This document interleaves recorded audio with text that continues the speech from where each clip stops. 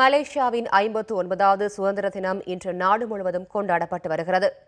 இதுகுறித்து அங்கிருக்கும் நமது செய்தியாளர் மோகனா தரும் செய்தியை பார்க்கலாம். மலேசியாவில் பத்துமலை உட்பட 3 இடங்களில் தாக்குதல் நடத்த திட்டமிட்டிருந்ததாக நம்பப்படும் 3 தீவிரவாதிகள் கைது செய்யப்பட்ட நிலையிலும் இன்று மலேசியாவின் தேசிய தின கொண்டாட்டம் மிகவும் விமரிசையாகவும் கோலாகலமாகவும் நடைபெற்றது. தலைநகர் கோலாலம்பூரில் மெர்டேக்கா சதுக்கத்தில் நடைபெற்ற மலேசியாவின் 59வது சுதந்திர தின கொண்டாட்டத்தில் மாட்சிமை தங்கிய மாமன்னர், பேரரசியார், பிரதமர், அமைச்சர்கள், துணை அமைச்சர்கள், வெளிநாட்டு தூதர்கள் உட்பட பல முக்கிய பிரமுகர்களும் பொதுமக்களும் கலந்து கொண்டனர்.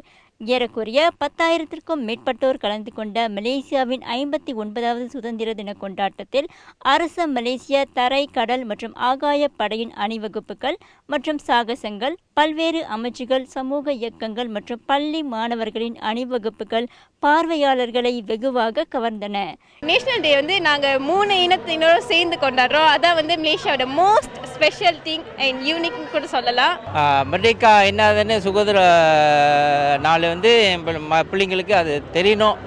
அந்த நாட்டுப்பற்று 3 இனத்துகள் எப்படி இருக்கிறோன்னு அதை காட்டுறதுக்காக கூட்டிகிட்டு வந்திருக்கேன். எவ்வளோ பேர் இருக்காங்க, மலேசியா, இந்தியன், சைனீஸ் எல்லாரும், நாங்கள் எல்லாரும் வந்திருக்கோம். எங்கள் கூட்டாளி கிளாஸ் எல்லாரும் வந்திருக்கோம். அது ஒரு செலிப்ரேஷன் கேலே கலக்கட்டுது. இந்நிலையில் மலேசிய அரசாங்கம் தீவிரவாத ஊடுருவலுக்கும் நடவடிக்கைகளுக்கும் இம்மியளவும் அசைந்து கொடுக்காவிட்டாலும் IS உள்ளிட்ட தீவிரவாத அச்சுறுத்தல்களை தொடர்ந்து எதிர்நோக்கி வருகிறது.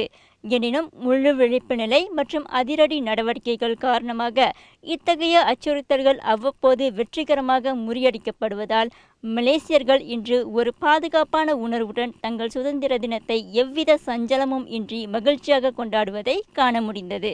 பல துறைகளிலும் வெற்றியடைந்து வரும் மலேசியாவில் அண்மைய காலமாக தீவிரவாத அச்சுறுத்தல்கள் அதிகரித்து வருகின்ற போதிலும் இதுபோன்ற சுதந்திர தின கொண்டாட்டங்கள் மக்களிடையே தேசப்பற்றை விதைப்பதில் ஒரு உந்து சக்தியாக விளங்குகின்றன எனில் மிகையில்லை.